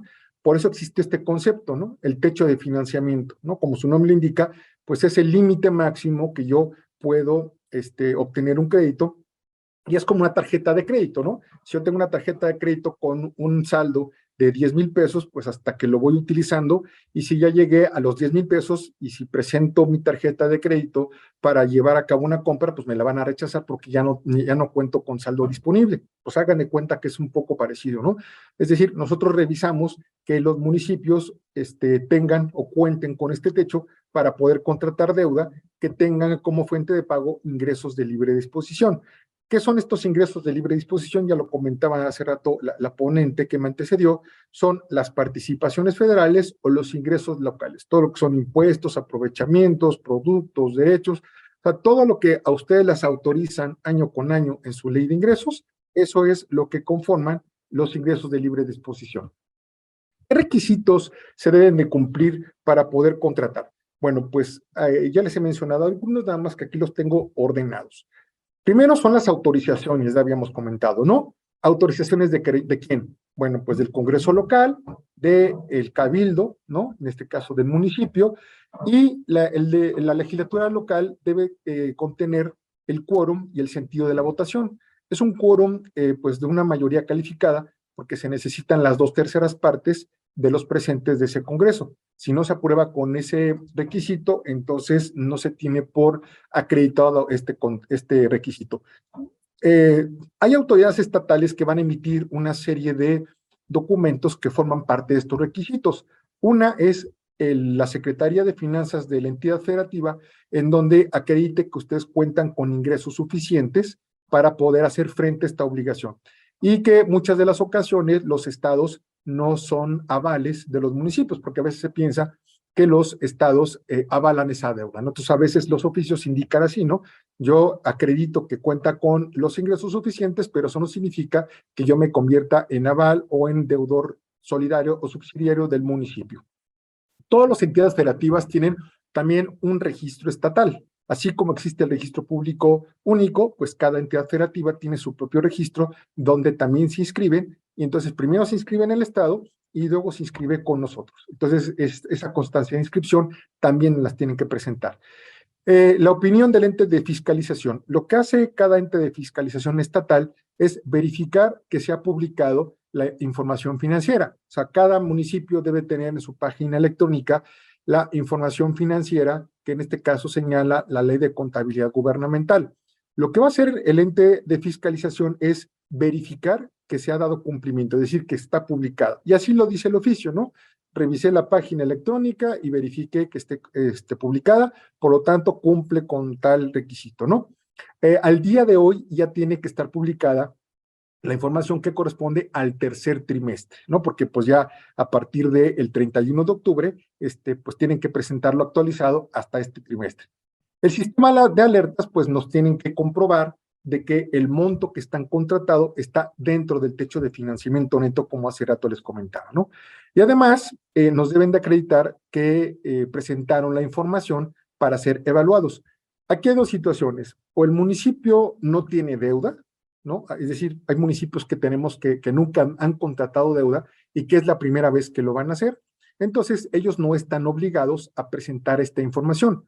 Lo único que van a hacer es pedirle al sistema de alertas la evaluación y el sistema de alertas les pedirá los requisitos para formar los indicadores, ¿no? El otro supuesto es que si ya tienen deuda, entonces están obligados a presentar trimestralmente su información, y si no la presentan, ahí hay un problema, porque al no cumplir con este requisito no pueden contratar. ¿Y en qué momento pueden regularizarse? Pues lo harán cada semestre, ¿no? Porque para los municipios es semestral esta obligación. Entonces, imagínense, si el día de hoy no presentaron, como les comenté el domingo pasado, esta información, no van a poder contratar de aquí hasta la mitad del siguiente año. ¿Por qué? Porque es la información que cuando se publica nosotros utilizamos como un requisito. Entonces, a lo mejor traen una buena oportunidad de contratar, traen todos sus requisitos, pero si no tienen la información del sistema de alertas, no pueden contratar, y lo tendrán que hacer hasta el segundo semestre del próximo año, porque es cuando viene el periodo para poder entregar la información. Deben también entregar a través del sistema los instrumentos jurídicos. ¿Cuáles son? Pues el contrato, que en este caso contiene los derechos y obligaciones del financiamiento y todos sus anexos, ¿no? Dependiendo del tipo de contrato, el tipo de obligación. Si hay un fideicomiso o un mandato mediante el cual sea el mecanismo de pago, una cosa es la fuente, ¿no? De donde provienen los recursos, y otra cosa es el mecanismo de pago. Puede ser un fideicomiso o puede ser un mandato. Entonces, en cualquiera de los dos casos, pues se tiene que, en este caso, subir y cargar al sistema la información relativa a estos aspectos. Las mejores condiciones de mercado, pues tiene que haber un oficio que acredite esta contratación de las mejores condiciones de mercado, y para determinar que se llevó a cabo ese proceso. Hay unos formatos que están contenidos en los lineamientos, que hace rato comentaba que es parte de la normativa, en la cual pues señalan cuál fue el resultado de ese proceso, ¿no? Y les va indicando a cuántos, qué tipo de financiamiento es, cuántas instituciones convocaron, cuántas asistieron, cuántas presentaron negativas, y de esa forma pues se transparenta el proceso. Otras manifestaciones nos tienen que hacer los gastos y costos, ¿no? Diciéndonos que o se ajustan al porcentaje, o que definitivamente no tienen ningún costo o gasto asociado al financiamiento. Nos tienen que indicar si el contrato o el tipo de financiamiento se tienen que hacer alguna reserva para poder hacer frente a algún tipo de situación que se presente durante la vigencia del contrato. Entonces no van a decir, no, en este contrato no va a haber reservas, por lo tanto, pues no se van a constituir de ninguna naturaleza, ¿no? O al contrario, ¿no? Que sí las va a existir. Y hablando un poco más del sistema de alerta, ¿no? Como les comentaba, se miden los niveles de endeudamiento, ¿no? Y esto es con la finalidad de darle seguimiento al endeudamiento de los gobiernos municipales. Se evalúan los financiamientos y las obligaciones que tienen como fuente de pago los ingresos de libre disposición. Ya decíamos que eran las participaciones y los ingresos locales, ¿no? ¿Cómo se hace la medición? Bueno, se hace a través de varios indicadores, y esta medición es vinculante o es obligatoria, como les comenté anteriormente, para establecer el techo de financiamiento neto, ¿no? Estas mediciones, según el ente público, se hará trimestralmente para los estados, semestralmente para los municipios y anual para los entes públicos. Por ejemplo, los órganos operadores de agua, pues entran en este último supuesto. ¿Cuándo se publican estos resultados? En junio, en julio, cuáles son los que se acaban de publicar, y en agosto para los entes públicos, ¿no? Este es el semáforo que les comentaba, ¿no? En el cual ustedes pueden saber cuál es, pues, el nivel de endeudamiento, ¿no? Si está en verde, pues es un endeudamiento sostenible, por lo tanto podrán disponer del 15% de los ingresos de libre disposición. Es decir, que si sus ingresos son de 1 millón de pesos, ustedes tienen disponibles 150,000 pesos, ¿no? Digo, por darles un ejemplo, obviamente hay que considerar amortizaciones y otro tipo de indicadores, pero digamos, para que se entienda un poco más sencillo esta parte. En observación, es el amarillo, solamente tienen disponible hasta el 5%, ¿no? de sus ingresos, y elevado, es decir, que ustedes tienen 0, ¿no? O sea, aparecen en rojo, pues ustedes no pueden contratar debido a las condiciones que, pues en este caso, fueron sujetos dentro de esta medición. ¿Qué obligaciones entonces tienen los municipios? Bueno, presupuestales, ya los comentaba hace rato, pues tienen que generar un balance presupuestario sostenible, ¿no? Es decir, que al final del ejercicio, el balance puede ser mayor o igual a 0. Presupuestar un límite máximo para servicios personales es algo que también les acaban de decir. Establecer un máximo para el pago de adeudos o los ADEFAS, como hace rato también les comentaron. Los excedentes que se hayan obtenido durante el ejercicio, si es que los hubo, pues hay un mecanismo para poderlos establecer, y si de esos excedentes hay remanentes, también hay un mecanismo para destinarlo. Es decir, no lo puedo destinar a donde yo quiera, sino que hay reglas muy concretas. En caso de que no se eroguen los recursos que se hayan obtenido con un destino específico, se tienen que reintegrar a la tesorería de la federación. ¿Y qué pasa en materia de deuda pública? Pues que se tienen que contratar los financiamientos bajo las directrices de la Ley de Disciplina y del Reglamento Público, del Registro Público Único, inscribir los financiamientos que ya dijimos que tienen un tiempo, un plazo para hacerlo, reportar trimestralmente la situación de la deuda pública para así poder generar la información que más adelante les voy a mostrar, entregar la información del sistema de alertas. ¿Por qué? Porque, como les comentaba hace rato, no podrán inscribir, ¿no? Ahora, si me permiten, voy a cambiar de presentación y les voy a proyectar lo que corresponde muy rápidamente a la deuda pública, porque creo que pues hay que respetar el tiempo que nos han dado para esta exposición. No sé si ya pueden ver, perdón, por de otra vez. Doctora, no podemos ver. Ya, adelante. Ya está, ¿verdad? Bueno, Adelante. Finalmente mi exposición la voy a terminar con esto que va a ser de su interés. Es la deuda pública municipal. Hace rato les proyectaban a ustedes algunas gráficas en cuanto a la deuda, pero esto lo tenemos al segundo trimestre de 2022, ¿no? Digamos que hasta ahí lo tenemos actualizado. Básicamente, lo que nosotros, la información que nosotros tenemos, pues son la deuda de corto y de largo plazo que han contratado los gobiernos municipales y sus organismos públicos. Al cierre del segundo trimestre de 2022, la deuda fue de 643,000 millones de pesos, digo, para cerrar el número, ¿no?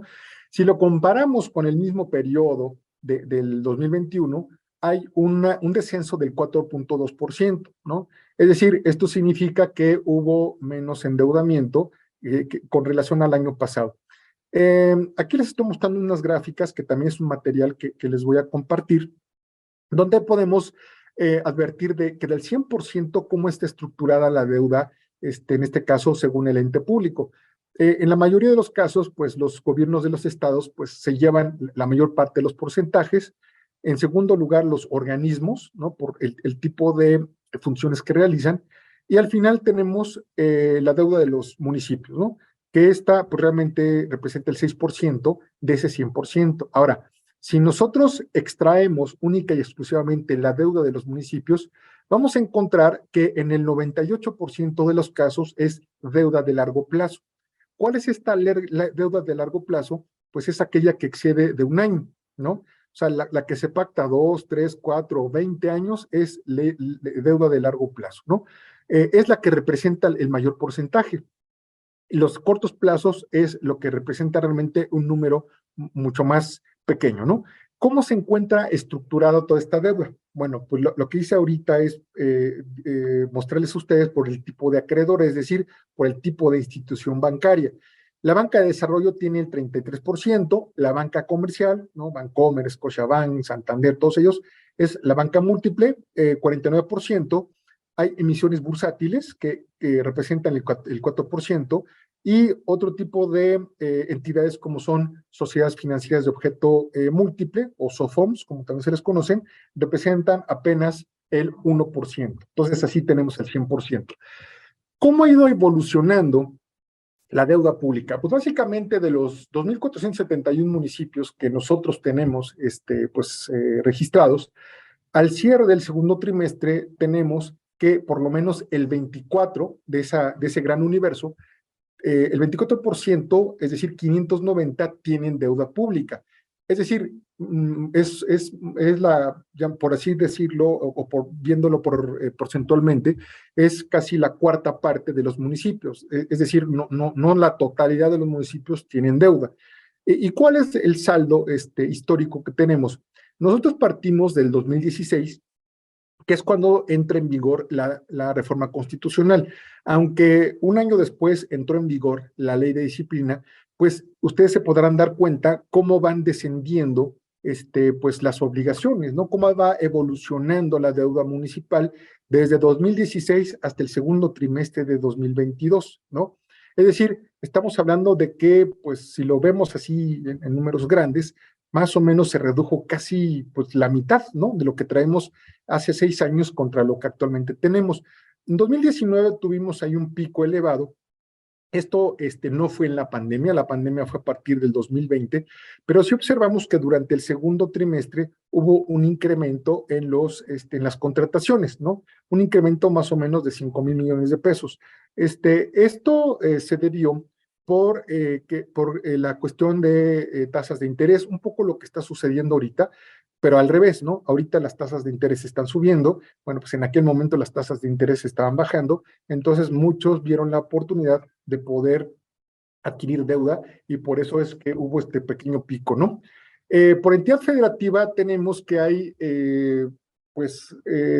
municipios que se encuentran en entidades federativas que representan, pues, o que concentran, ¿no? Un gran porcentaje. Estamos hablando que Jalisco, pues, o los municipios del estado de Jalisco son los que concentran la mayor parte de la deuda. Estado de México, Nuevo León, Baja California y Sonora, ¿no? Básicamente es donde encontramos la mayor concentración. Es decir, el 62% de la deuda se concentra en 30 municipios, que es lo que ustedes tienen en su pantalla. De esos 30, bueno, pues la mayor parte se concentra en los que aparecen en los primeros 5 lugares, ¿no? Y pues según los datos del Consejo Nacional de Población, básicamente estos 30 municipios tienen un grado de marginación bajo, ¿no? Es decir, un poco coincide entre la necesidad de recursos contra la necesidad de la inversión pública productiva, ¿no? Entonces también es un dato que también les voy a dejar. Aquí viene un poco más desagregado ciertos municipios que están incorporados en estos 30 que les mencionaba, pues ahora sí que por cada uno de ellos, ¿no? El cómo ha ido evolucionando su deuda, también se las dejo a su disposición para que vayan viendo cuáles son estos. Por ejemplo, el caso de Baja California, pues es Tijuana. Si se dan cuenta, son los municipios o metropolitanos o con más población, ¿no? El caso de Guadalajara, Zapopan, igual que es una zona metropolitana. El Estado de México, pues, se concentra en la mayor parte de los municipios con mayor población. Nayarit, Nuevo León, por ejemplo, pues está Monterrey. El municipio de San Luis Potosí, pues es de los más grandes de ese estado. El municipio de Benito Juárez, que es donde se encuentra pues el destino turístico de Cancún, pues también concentra la mayor parte de su deuda. Culiacán, Nuevo Laredo, Hermosillo, que también es la capital. Coatzacoalcos, a pesar de que no es capital, pues dentro de los municipios de Veracruz, básicamente es el que mayor concentra la deuda. Y aquí les estoy compartiendo en sus pantallas, pues cómo se encuentra la deuda por entidad federativa y digamos que es el concentrado de lo que les acabo de mostrar en cuanto a cada uno de ellos, ¿no? Es decir, aquí ya lo vemos, pues ahora sí que un poco más desmenuzado, un poco más visual, del cómo se encuentran cada uno de ellos y cuánto representan, en este caso, la deuda per cápita y la población que tienen, y con base en el último registro al segundo trimestre, cómo se encuentra. Entonces, digamos, si ponderamos todos estos indicadores, pues digamos, hay una razón del por qué existe esta deuda, ¿no? Puede ser que mayor población, puede ser que mayores necesidades o por tratarse de municipios con estas características, ¿no? Metropolitanas que le estaba comentando, pues seguramente son las razones. Claro, habría que hacer un análisis como más determinante, ¿no? Para poder llegar a este tipo de conclusiones, pero es lo que yo les puedo compartir. No sé si, bueno, nada más si me permiten un segundo para terminar, les voy a compartir aquí en sus pantallas, nada más permítanme,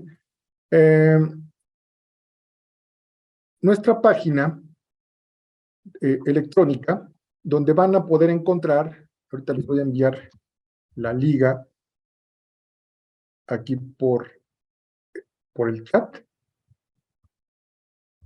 ya se les acabo de enviar, en donde podrán encontrar pues esta información que les acabo de compartir. A ver, creo que ya tienen en sus pantallas la página electrónica. Aquí es donde se ingresa al registro público único, ¿no? Por ejemplo, le doy clic aquí, ¿no? Aquí está el sistema, ¿no? Yo como cuento con un usuario, no sé si alcanzan a ver lo que les estoy compartiendo, ya estoy ingresando al sistema, ¿no?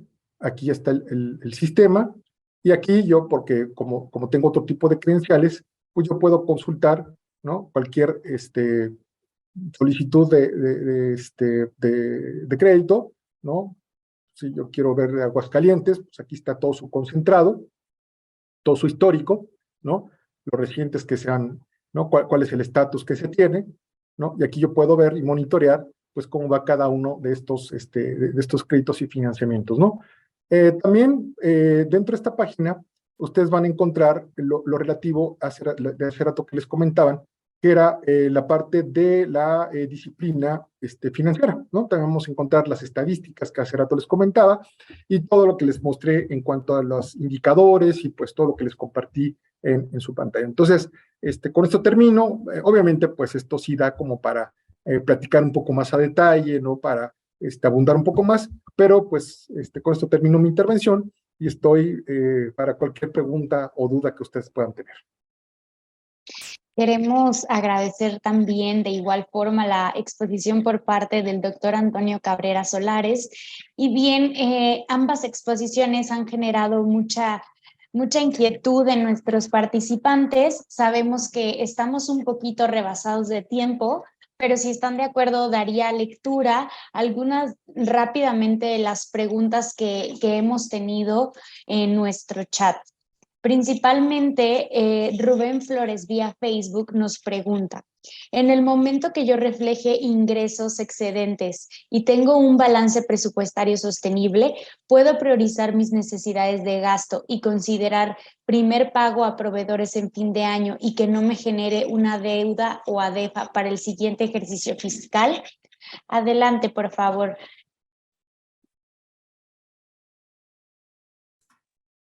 Sí, ya, no podía abrirlo. Sí, cuando hablábamos de los ingresos excedentes, nos referíamos a aquellos ingresos que son superiores a los que fueron aprobados en la ley de ingresos. En este caso, ¿en qué momento vamos a poder saber que excedieron? Pues cuando superen los ingresos que traíamos programados en términos generales. Ahora, que si estos pueden utilizarse para otros pagos porque ya me di cuenta que los tengo, no. La ley de disciplina financiera establece específicamente que los ingresos excedentes, dependiendo de el nivel de endeudamiento del municipio, se van a destinar a ciertos rubros en específico. Dijimos que en el caso, solamente en el caso de que nuestro municipio se encuentre en endeudamiento sostenible, entonces el 5%, solamente el 5% de esos ingresos excedentes se podrá destinar a gasto corriente. Si ese gasto que comenta el compañero se encuentra dentro de ese 5% de los ingresos excedentes, luego entonces sí lo podrá destinar. De otra manera, pues solamente nos tenemos que acoplar a los destinos que dijimos que era amortización anticipada de la deuda, ADEFAS, pasivos circulantes, sentencias definitivas, constitución de fondo de inversión pública o constitución de fondo para compensar la caída de los ingresos de libre disposición. Muchas gracias, maestra Esmeralda. También de igual forma, Gabriel vía Facebook nos consulta. ¿De qué manera pueden repercutir las transiciones de administraciones gubernamentales de los municipios en la gestión de las ADEFAS? Adelante, por favor.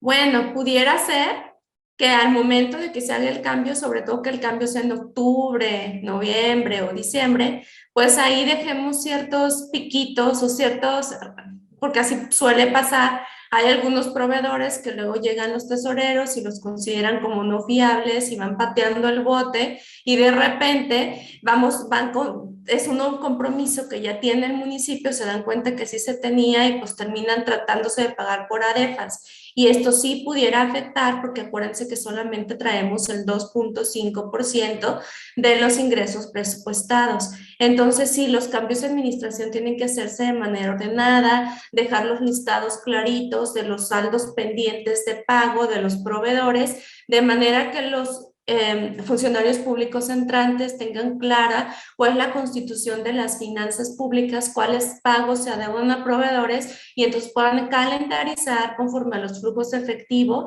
adecuadamente y para no exceder esta disposición de la Ley de Disciplina Financiera. Muchas gracias, maestra. También tenemos una pregunta por parte de Lorena Jaimes que nos solicita si se puede dar o si ustedes pueden brindar una lista de todos los recursos federales que como municipios se tiene derecho o acceso.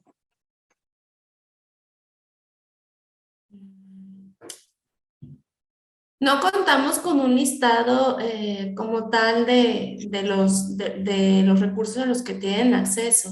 Esos pues tendríamos que estarlos buscando en el presupuesto de egresos y en las diversas dependencias. Muchas gracias, maestra. Adelante, doctor Antonio, por favor. Incluso